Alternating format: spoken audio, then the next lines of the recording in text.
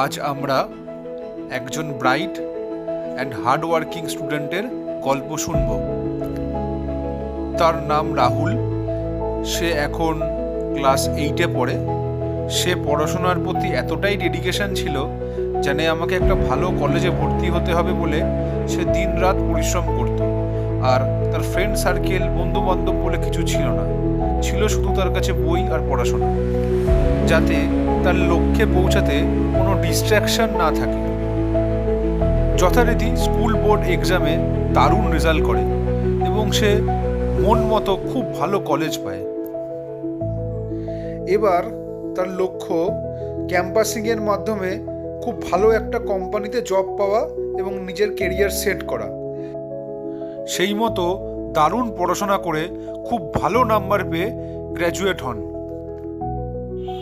তারপর একটা নামি কোম্পানিতে ইন্টারভিউ দেয় এবং তাকে এতটাই ভালো লেগে যায় যে সঙ্গে সঙ্গে জবের অফার পেয়ে যায়।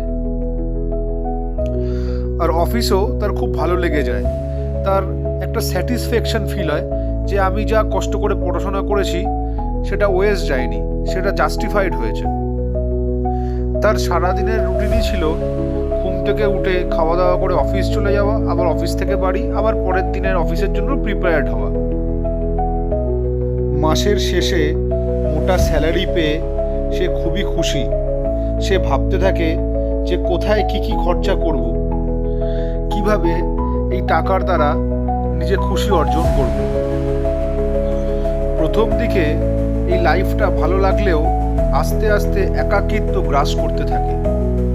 এই বয়সে সবাই বন্ধু বান্ধবদের নিয়ে আড্ডা মারে বা ঘুরতে যায়, কিন্তু তার কোনো বন্ধু নেই, সে একা। আস্তে আস্তে তার এই লাইফটা তার কাছে একটা জেল কৈদির মতো হয়ে গেছে। মনে হচ্ছে সে জীবন্ত নেই, সে একটা রোবোটিক মেশিনের মতো চলছে। তারপর সে ভালো করে ভাবে যে আমি যা যা চেয়েছিলাম সবই তো পেয়েছি, তাহলে আমার এরকম মানসিক দুঃখ বা কষ্টের কারণটা কি? তখন সে অনেকক্ষণ ভেবে জানতে পারে যে নিজের ইচ্ছে পূরণ করার জন্য সে সবসময় দৌড়েছে আর পাওয়ার চেষ্টা করেছে, কিন্তু নিজের খুশির জন্য কি করা উচিত সেটা কখনো ভেবে দেখেনি। বন্ধুদের সঙ্গে খেলতে যাওয়া, সিনেমা দেখা, এই জিনিসগুলোর অনুভব কোনোদিনও পায়নি। সেই মূল্যবান সময় তার জীবন থেকে পেরিয়ে গেছে। আজ হয়তো টাকা আছে, কিন্তু তার সেই সময় নেই, আর কোনো সাথীও নেই যার সঙ্গে দুঃখের কথা শেয়ার করে মন হালকা হবে।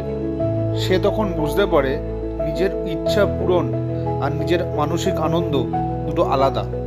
তাই সে ভাবে আর কোনো সময় নষ্ট না করে তার মানসিক খুশির জন্য যা যা ইচ্ছা সে একটা লিস্ট বানিয়ে সব কিছু পূরণ করবে। তার ইচ্ছার লিস্ট অনুযায়ী সে এখন বরফে ঢাকা পাহাড়ে আছে এবং এখন সে খুব খুশি। সে মানসিক আর ডিপ্রেশনে নেই। এই ঘটনা থেকে আমরা বুঝতে পারি যে সময়ের সব থেকে দামি জিনিস, যেটা একবার চলে গেলে আর কখনো ফিরে আসবে না। তাই নিজেকে খুশি রাখার জন্য সময়ের গুরুত্বটা আগে। কোনো ইচ্ছে পূরণ করতে গিয়ে নিজের সময়টা বরবাদ করে দেবেন না। Thank you. ভিডিওটা ভালো লেগে থাকলে লাইক অ্যান্ড সাবস্ক্রাইব করে দেবেন।